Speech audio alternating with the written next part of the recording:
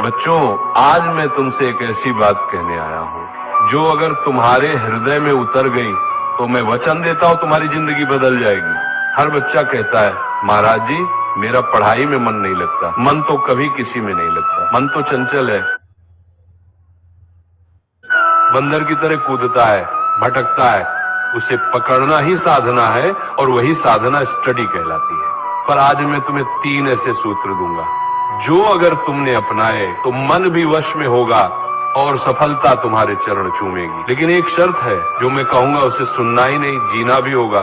अगर फिर वही पुरानी आदतें रही तो वही हाल रहेगा, ना मन लगेगा ना जीवन आगे बढ़ेगा। पहला सूत्र, कारण खोजो। जब तक तुम्हारे पास पढ़ने का कारण नहीं होगा, तुम्हारा मन पढ़ाई में कैसे लगेगा।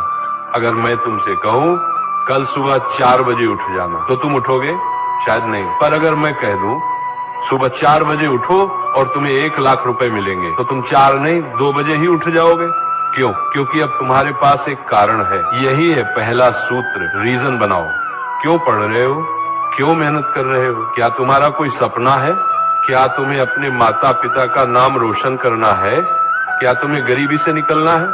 जिस दिन तुम्हें अपने आप को पता चल गया, उस दिन से अपने आप रास्ता दिखने लगेगा। फिर न तो आलस रहेगा न मन का बहाना। फिर किताबें भी तुम्हें आकर्षित लगेंगी, क्योंकि अब तुम्हारे भीतर आग जल चुकी होगी। मुझे कुछ बनना है। दूसरा सूत्र, एक समय में एक ही साधना। कई लोग कहते हैं हम मल्टीटास्किंग कर रहे हैं, पर सच ये है तुम मल्टी डिस्ट्रैक्टिंग कर रहे हो। एक समय में केवल एक ही काम करो। अगर पढ़ रहे हो तो सिर्फ पढ़ो, मोबाइल, दोस्त, बातें सबसे दूर रहो। एक कथा सुनो। एक व्यक्ति ने 100 जगह 1-1 फुट का गड्ढा खोदा और एक ने एक ही जगह 100 फुट का। पहले वाले को पानी नहीं मिला, दूसरे को स्रोत मिल गया। यही पढ़ाई में होता है। तुम रोज थोड़ा थोड़ा कई जगह ध्यान बांटते हो और कहते हो परिणाम नहीं आ रहे।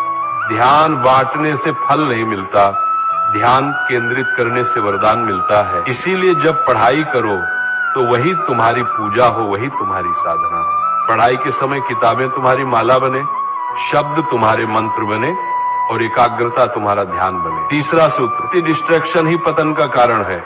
आज मनुष्य अपने शत्रु से नहीं, अपने मोबाइल फोन से हार रहा है। कभी विचार करो, मोबाइल तुम्हारे काम के लिए बना है या तुम मोबाइल के गुलाम बन गए हो? स्क्रीन छोटी है पर जाल बहुत बड़ा है। तुम कहते हो थोड़ा रिलैक्स करने चला था और वो थोड़ा 3 घंटे का टाइम पास बन जाता है।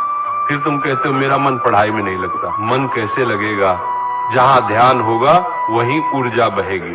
और अगर ध्यान सोशल मीडिया में बहा दोगे तो ज्ञान कहाँ से आएगा? मोबाइल बुरा नहीं, पर अगर तुम उसका उपयोग साधन